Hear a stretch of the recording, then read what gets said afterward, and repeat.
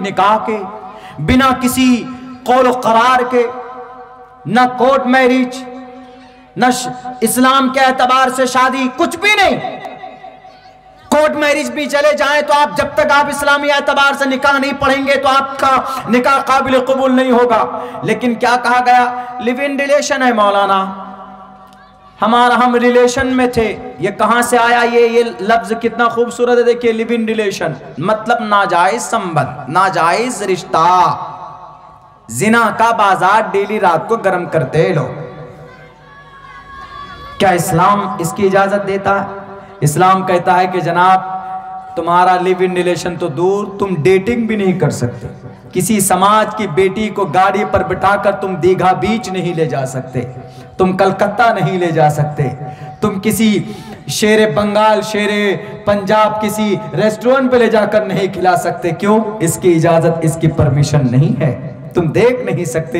हजरत अली फरमाते हैं कि अगर रास्ते पर चलती हुई किसी लड़की की तरफ तुम्हारी उचकती हुई निगाह पड़े तो ठीक है, लेकिन दोबारा फिर देखना, निगाह जमा कर देखना, उसके सर से पैर तक देखना, गौर से देखना, यह नाजायज और हराम है। देखना औरत को हवस की निगाह से आंखों का जिना है। डेटिंग तो दूर की बात, कॉफी शॉप पर ले जाकर चाय कॉफी पिलाना तो दूर की बात, इस्लाम इसकी इजाजत नहीं देता है। मैडम कश्यप जी क्यों नहीं बोलते? तुम तो जनाब आफताब और श्रद्धा के मर्डर को गलत बोलते हो। हम तो पहले दिन, जिस दिन रिश्ता उन लोगों का बीच में होने वाला था, हाथ मिला था, जिस दिन श्रद्धा ने आफताब या आफताब ने श्रद्धा का हाथ पकड़कर कहा था कि hello this is Aftab from Mumbai, उसने कहा था कि this is Shraddha from Chandigarh, Islam ने कहा था कि यह अमल नाजायज है। अगर उसी दिन इस अमल पर, इस फरमान पर अमल होता, अगर उसी दिन कुरान की बात पर अमल किया जाता, उसी पर हदीस की बात पर अमल किया जाता, उसी दिन अमल किया जाता जिस दिन हेलो हाउ आर यू हो रहा था, जिस दिन डेटिंग की शुरुआत हुई थी, जिस दिन जनाब लिव इन रिलेशन की शुरुआत हुई थी, उसी दिन अगर बंदिश लग जाता, उस दिन के बारे में तो चीख कर बोल रहे थे कि नहीं, श्रद्धा जवान है, आफताब जवान है, इसीलिए बेटी हमारी आजाद है, बेटा हमारा आजाद है। तो क्या नतीजा निकला?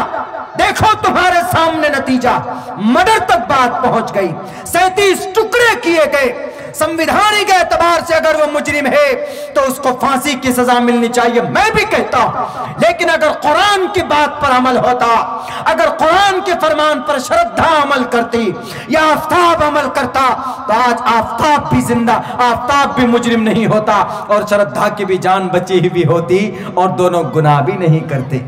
होता कि नहीं होता? इस्लाम ने तो पहले से मना कर रहा था। मीडिया वाले कहते कि नहीं नहीं बेटा बेटी जवान तो कुछ भी कर सकते हैं। हम भी कहते हैं ठीक है कुछ भी करो, लेकिन रिजल्ट क्या निकलता? अरे अल्लाह ने तुमको मनी के कतरे से पैदा किया। अल्लाह जानता है कि दुनिया में तुम कौन सा काम करोगे, समाज की बेटी और समाज का बेटा क्या करेगा, क्या आगे चलकर फसाद में बदलेगा। क्यों निकाह जैसा पवित्र संबंध बनाया अल्लाह तबारक व तआला ने? क्योंकि अल्लाह जानता है इस बात को कि एक लड़की को समाज का, मुआशरे का एक लड़का अगर 10 मर्तबा यूज कर लेगा तो उसको उठाकर फेंक देगा। फिर उस लड़की के साथ कौन जिंदगी बिताएगा? दूसरे के साथ जाएगी। न मालूम उसके पेट में बच्चा होगा तो अंदाजा लगाना मुश्किल हो जाएगा कि यह बच्चा किसका है। इसीलिए हस्बैंड वाइफ की जरूरत को पूरी करने के लिए अल्लाह ने कुरान करीम के अंदर सहाबा कराम, अल्लाह के नबी की जिंदगी के अंदर निकाह जैसा पवित्र रिश्ता बताया है और यूं कहा हुन्ना लिबासुल लकुम व अंतुम लिबासुल लहुन्ना, वो तुम्हारे लिए लिबास है, तुम उसके लिए लिबास हो। एक दूसरे की ऐबों को छुपाओ, एक दूसरे का साथ दो। इसीलिए अल्लाह तबारक व तआला ने यह निजाम बनाया, चूंकि अल्लाह जानता है औरत को यूज एंड थ्रू करने में बड़ा मजा आता है। जाओ चाइना के अंदर, जाओ थाईलैंड के अंदर, जाओ बैंकॉक के अंदर, जाओ पटाया के अंदर, क्या होता है? बेटियां अपनी इज्जत को लुटाती है और जब वो बच्ची बूढ़ा, जब वो औरत समाज के अंदर, जब उसकी उम्र 40 साल से ऊपर की हो जाती है, उसको कोई पूछने वाला नहीं होता, कौन उसका ख्याल रखेगा? इसलिए इस्लाम कहता है कि नहीं, अगर किसी औरत के साथ संबंध बनाना है तो पहले जायज तरीके से उसको निकाह करो, उसको निकाह मिलाओ, उसको बीवी बना कर लाओ, उसको इज्जत दो। है दुनिया के अंदर कोई निजाम ऐसा नहीं है। चाइना अपने आप को कहा जाता है कि दुनिया के अंदर सबसे पहले बारूद और आतिशगीर मादा को पैदा किया चाइना ने। दुनिया की सारी प्रोडक्ट आज चाइना के अंदर तैयार की जाती, लेकिन औरत के मामले में पीछे औरत को नापाक समझते हैं आज भी, और यूं कहते हैं कि औरत सिर्फ अय्याशी की चीज है। इस्लाम कहता है कि नहीं, औरत इस दुनिया का, इस वर्ल्ड का एक हिस्सा है, एक जुज़े लायनफक है। औरत मर्द का जितना मकाम है उतना ही मकाम औरत का भी। कहा किसी ने? इस्लाम ने कहा। इस्लाम की कोई बात अगर हमारे उलमा लोगों के सामने पेश करते हैं तो उसको उचकती हुई निगाह से देखते हैं। क्या कहते? देखिए मौलाना लोग तो सिर्फ नया नया मसला बताते हैं। अरे बताते नहीं हैं, उसका पसे पुष्ट देखो, उसका बैकग्राउंड चेक करो। कोई भी हुक्म अल्लाह की तरफ से सादिर होता है इंसानों पर तो हमारी तरफ से नहीं होता, अल्लाह की तरफ से होता है। और अल्लाह जिस चीज़ को, दुनिया का निज़ाम है ना, अगर कोई चीज़, कोई प्रोडक्ट तैयार करता है तो जो तैयार करता है वो जानता है कि इसमें क्या क्या कमी है। हमको किसने पैदा किया? हमको और आपको अल्लाह ने पैदा किया। हमारी कमी के बारे में और हमारे अच्छाई के बारे में अल्लाह से बेटर कोई नहीं जानता। इसीलिए अल्लाह ने हमें पैदा करने के बाद एक कानून, एक ज़ाब्ता दिया है। उस कानून और ज़ाब्ता के खिलाफ दुनिया के अंदर अमल पैरा होगा तो दुनिया फसाद और तबाही के दहाने पर आएगा।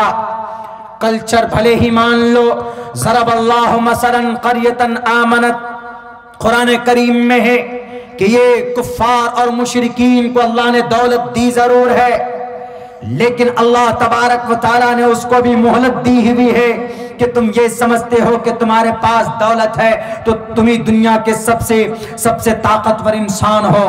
बड़ा बड़ा दौलत मनाया, किसी का नाम बाकी नहीं है। नाम क़यामत तक अगर किसी का बाकी होगा तो बिलाल हबशी का नाम बाकी रहेगा।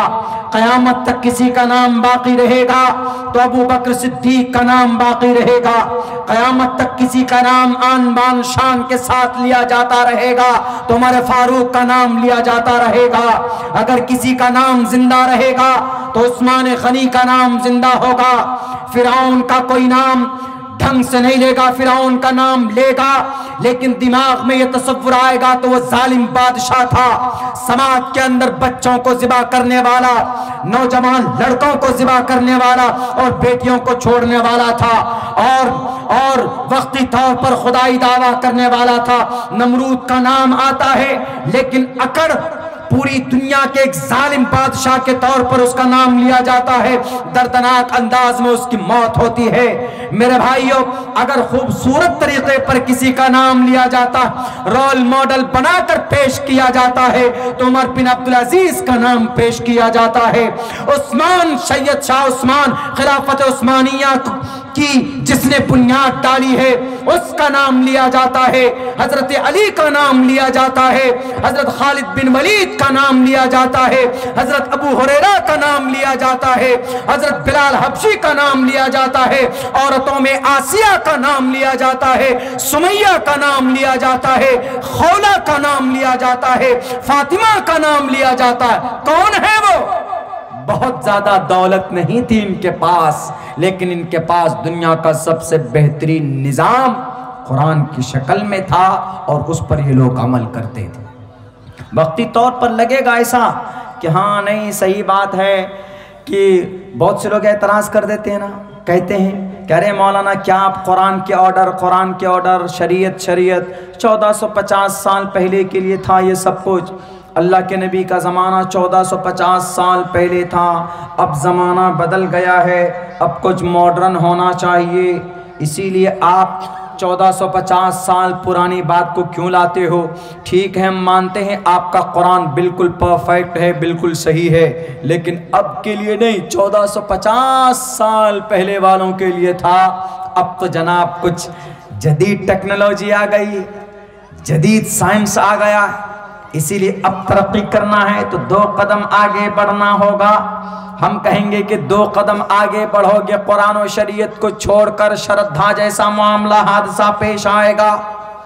2 कदम आगे बढ़ोगे, 31 दिसंबर की रात को 2 बजे बेटियां घर से बाइक पे निकलकर जनाब फंक्शन हॉल में जाएंगी और सेलिब्रेट करने के लिए जाएंगी वो, तो फिर पता वही हादसा होगा कि नौजवान दरिंदे शराब पी कर समाज की बेटियों को सड़कों पर घसीटेंगे। इसीलिए कुरान की बातों पर अमल करो आज भी। और सुन लो, ये कुरान 1450 साल पहले के लिए नहीं था, बल्कि to the day of judgment, कयामत तक के लिए जो भी इंसान इसको सीने से लगाएगा वह इंसान जरूर कामयाब होगा। वक्ती तौर पर देखोगे कि अरे यार ये तो ये बड़ा कुरान वाला है, बड़ी शरीयत की बात करता है, बड़े अल्लाह के रसूल की बात करता है, बड़ी सुन्नत की बात करता है। दुनिया के अंदर बड़ा मकाम और ओहदा ना मिले, लेकिन मरने के बाद जिस मकाम पर वो होगा, इस दुनिया का एक मुखिया, एक सरपंच और एक प्रधान और एक एमएलए और एक एमपी और भारत के एक प्राइम मिनिस्टर को एक ओहदा नहीं होगा जो एक सुन्नत पर अमल करने वाले एक ईमानदार का जो ओहदा अल्लाह तबारक व तआला कल क़यामत में अता फरमाएगा। इसलिए अल्लाह के नबी ने फरमाया, मन अहया सुन्नती इंद फसादी उम्मती। ऐसे माहौल में आज के जमाने में जिसको मॉडर्न बताया जा रहा, नाजायज संबंध को लिव इन रिलेशन बताया जा रहा, अजनबी लड़की को पटाने को डेटिंग बताया जा रहा, डेटिंग नहीं ये चीटिंग है। मैं तो कहता हूं कि ये कल्चर आ गया, वहां पर अगर एक सुन्नत पर कोई अमल करता, एक सुन्नत पर, मन अहया सुन्नती इंद फसादी उम्मती फलहु अज्रु मिअती शहीद। अल्लाह के नबी अलैहिस्सलाम फरमाते हैं कि नौजवानों, ए मुसलमानों, एक सुन्नत पर अमल करोगे ऐसे वक्त में आज जहां कुरान को पुरानी किताब बताने की कोशिश की जा रही हो, जहां तुम्हारे नबी को 1450 साल पहले उम्मत के लिए एक गाइडर, एक रहनुमा माना जा रहा हो, ऐसे वक्त में एक सुन्नत पर अमल कर लोगे तो अल्लाह 100 शहीदों का सवाब अता फरमाएगा। मिशकात ने इस हदीस को, मुत्तफक अलैह हदीस है, बुखारी में भी और मुस्लिम में भी यह हदीस बताई। मेरे नौजवानों, जलसा आपने किया बहुत अच्छा है, लेकिन कितनी अच्छी बातें हमारे उलमाए किराम के जरिए से आपको बताई गई, इस पर अमल हम कितना करते हैं ये देखने की चीज। हमारी समाज की बहू बेटियां, आज तो बेटियों के ऊपर ज्यादा बात हो गई और होनी भी चाहिए, इसलिए कि कुरान करीम में अज़्ज़ानियतु वज़्ज़ानी 2 लफ्ज़ इस्तेमाल हुआ है। अज़्ज़ानियतु जिना करने वाली औरतें, इसका मतलब यह होता है कि शुरुआत, इशारा शुरुआत औरत की तरफ से की जाती है। अगर नहीं तो कुरान करीम अज़्ज़ानियतु वर्ड औरत के लिए इस्तेमाल हुआ है, अज़्ज़ानी बाद में इस्तेमाल हुआ। इसीलिए बहुत सारे हजरात मुफस्सिरीन ने नुक्ता बयान किया कि हमारे औरत को, समाज की बेटियों को बहुत ज्यादा संभल कर रहने की जरूरत है अपने घरों के अंदर। इसीलिए उनका मकाम भी बहुत ज्यादा बुलंद बाला रखा। हमारे हिंदू भाइयों की किताब में तो यूं कहा गया, यत्र नारी यस्तु, मैंने कई जगह पर इसको एक्सप्लेन किया है, यत्र नारी यस्तु, जिस घर में नारी बसती है, रहती यस्तु, पहले अम्र है, पहले ये हेल्पिंग वर्ब है, यत्री नारी यस्तु, वुमन या गर्ल जिस घर के अंदर रहती है, यत्र नारी यस्तु पूजन्ते, जिस घर में बेटी रहती है और रहने के साथ साथ में उसको सम्मान भी देते हैं, इज्जत की निगाह से देखते हैं। ये नहीं कि बेटी पैदा हो गई तो अब जनाब लोग परेशान हैं। कुफ्फार मक्का, मुशरिकीन मक्का ज़माने जाहिलियत में ऐसा होता था, बेटी का जन्म हुआ, शक्ल में 12 बज जाते थे। जिसके घर में बेटी का जन्म होता, लोग पूछता रहे क्या हुआ, शर्म से नहीं बोलता था कि मेरे घर में बेटी का जन्म हुआ। क्यों? उसको बहुत बुरी बात समझते थे। बेटी का जन्म हुआ तुम्हारे घर में, अरे डूब मरो तुम। लोग ताना भी देते थे। तो इस डर से, इस बदनामी से कि बेटी का बाप, तुम बेटी, तुम्हारे घर में बेटी, फौरन दफन करो। इसलिए कहा गया यत्र नार्यस्तु पूजन्ते, जिस घर में बेटी आई लेकिन उसके साथ साथ में पूजन्ते, दोनों ने पूजन्ते कहा के हे एशः कहा, ये क्या है एशः के हे, ये दोनों क्या है, ये द्विवचनम है। संस्कृत में द्विवचनम दो को बोलता। पूजन्ते, दोनों माँ बाप ने उस बेटी की इज्जत की। इज्जत की का मतलब सही परवरिश की, सही तरबियत की, बेटी की सही बातें बताई, उसको ज्यादा मॉडर्न नहीं बनने दिया कि बेटी हाँ जाओ तो मैयाशी करो, किसी लड़के के साथ घूमो फिरो, मौज मस्ती करो, नहीं। पूजनते, उसको कल्चर सिखाया। जिस घर में पैदा हुए उस घर का अकीदा, कॉन्सेप्ट, अकीदा बताया, कॉन्सेप्ट बताया, यानी उसको दीनदार बनाया। पूजनते, ऐसे घर में जहां बेटी हो, बेटी की इज्जत हो और बेटी की सही परवरिश हो। हिंदू भाइयों की किताब में है रमन्ते तत्र देवताः यत्र इन तत्र तत्र देवताः, उस घर में ईश्वर वास करते हैं। हम अपनी जुबान में क्या तरतीब देंगे इसको, हम अपनी जुबान में क्या बोलेंगे उसको।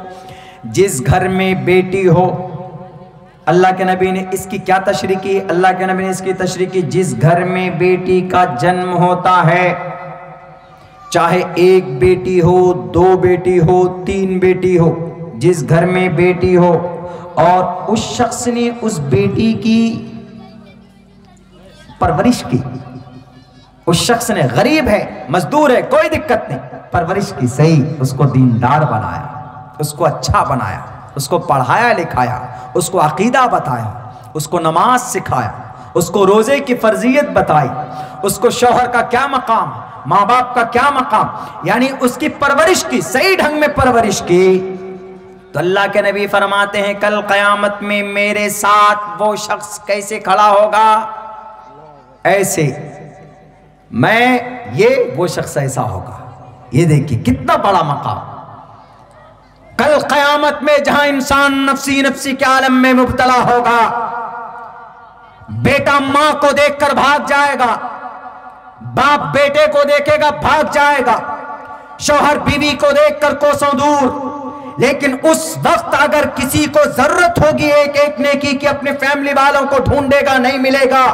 लेकिन ऐसे ऐसे खतरनाक और ऐसे परेशानी के आलम में अल्लाह के नबी के साथ वो खड़ा होगा। कौन?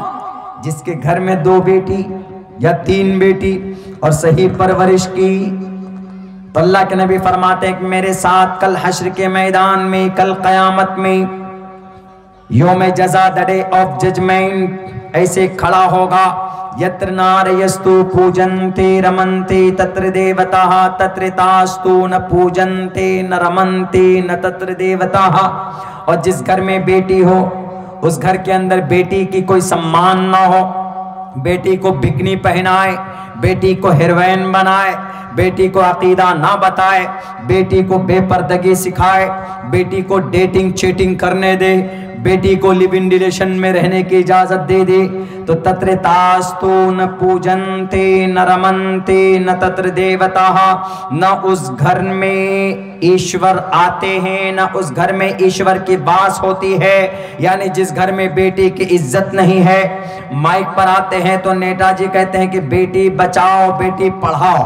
पता चला कि उसी डिस्ट्रिक्ट के अंदर में बेटी की इज्जत लूटी जाती है, उसी डिस्ट्रिक्ट के अंदर शराब पीकर बेटी को ज़िबा किया जाता है। पता चला कि गरीबी की वजह से उसी इलाके के अंदर बेटी अपनी इज्जत को बेचती है। आपके कलकत्ता शहर में तकरीबन 23,000 बेटियां अपनी रातों को, अपनी इज्जत को बेचती।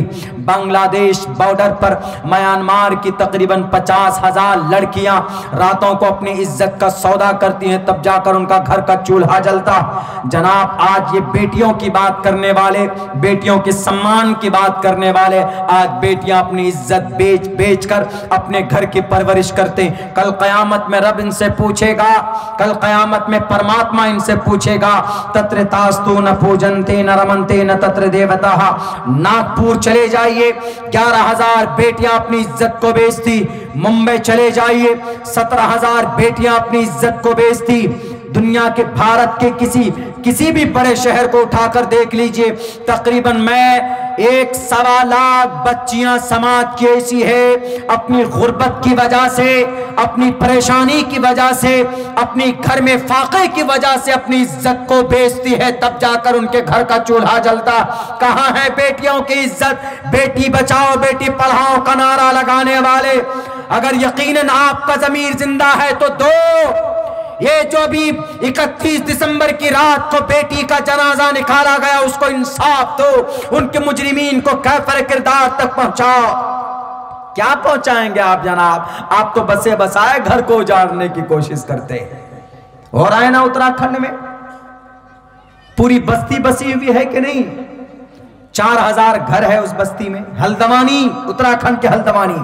और अब आए निकल कर क्या कहा जा रहा है कि ये जो पूरी बस्ती है, ये बस्ती रेलवे की जमीन पर बसी हुई।